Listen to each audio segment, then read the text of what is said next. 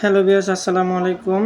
দেশে বিদেশে যে যেখানে কর্মরত আছেন সকল মুসলিম নরনারী সবার প্রতি আমার সালাম এবং পবিত্র ঈদ উল ফিতরের শুভেচ্ছা, ঈদ মোবারক।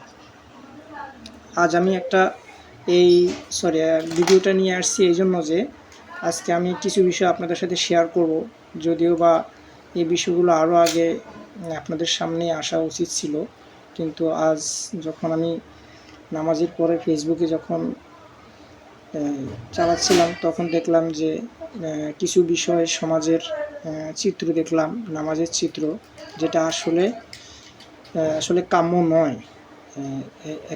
এই বিষয়গুলো যখন একটা সমাজ, বড় একটা সমাজ থাকে, যখন এটা বিভিন্ন বিকশিত হয়ে যায়, তখন মানুষের প্রতি স্বজন প্রীতি, মানুষের প্রতি ভালোবাসা, কিংবা একজনের প্রতি একজন যে বিপদে পড়লে এগিয়ে আসবে, এই যে বিষয়গুলো, এই কনসেপ্টেশন যে বিষয়গুলো আছে, এগুলো আস্তে আস্তে হ্রাস পেতে থাকে। যেমন একটা সমাজ যখন অনেক বড় থাকে তখন সহজে ওই সমাজের প্রতি আক্রোশমূলকভাবে অন্য সমাজের লোক আসতে পারে না, বা কোনো কথা বলতে একটু খুব হুঁশিয়ারে কথা বলে। সবাই একতাবদ্ধ থাকে, সমাজটা অনেক সুশৃঙ্খলভাবে থাকে, একজন একজনের বিপদে আসতে পারে, এগিয়ে আসতে পারে। তো আজ আমি দেখলাম যে আমাদের সমাজটা লাইনজিরি সমাজ, বান্দরবান জেলার লামা উপজেলাতে লাইনজিরি সমাজটা দেখছি আমি কোনো এক সময় ছোটোবেলা যখন কর্মস্থলে আসার আগ পর্যন্ত দেখছি এই সমাজটা অনেক বড় একটা সমাজ ছিল। ধরতে গেলে লামা উপজেলাতে যতগুলো গ্রাম আছে, সমাজ আছে, এর ভিতরে সবচেয়ে বড় একটা সমাজ ছিল আমাদের এই লাইনজিরি সমাজটা। এখন আজকে দেখতেছি আমি এই সমাজটা অনেক আগেই 2-4 বছরের ব্যবধানে, 2-4-10 বছরের ব্যবধানে ভালোই খণ্ডিত হয়ে গেছে, 4টা ভাগ হয়ে গেছে।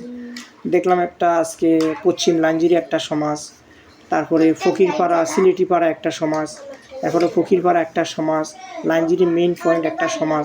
অথচ এই সমাজটা কিন্তু প্রথমের দিকে দেখছি যদি একটা সমাজই ছিল, সেটা হচ্ছে লাইনজিরি সমাজটা।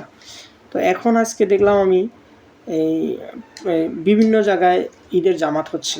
তো ঠিক আছে, সমাজ ব্যবস্থা হয়তো বা উন্নতির জন্য করতে পারে সমাজ, তবে আমার মনে হয় সমাজ যাই থাকুক না কেন, যখন এই ঈদ উল ফিতর, ঈদ উল আজহা, যখন এই বিশেষ দিনগুলো আসে, তো আমার মনে হয় প্রত্যেকটা এই 4টা যে সমাজ আছে, এই 4 ভাগে দ্বিখণ্ডিত হয়েছে, এই 4টা সমাজ আমরা যদি চাই যে ঈদ উল ফিতর, ঈদ উল আজহার নামাজটা আমরা একসাথে একই জায়গায় আদায় করব, বা একটা আমরা প্যান্ডেল তৈরি করব, একটা বড় জায়গা আমরা ঈদগাহ মাঠের ব্যবস্থা করব, আমরা সবাই ওই দিনটাতে কি করব, আমরা একটা জায়গায় নামাজ পড়ব, চাইলে কিন্তু সম্ভব।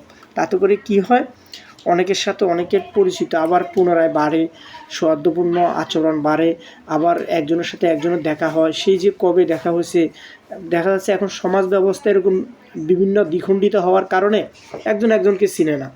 একটা ছেলে বড় হয়ে যাচ্ছে, অথচ তার বাবাকে আমরা চিনি, কিন্তু ছেলেকে চিনি না যে এটা কার ছেলে।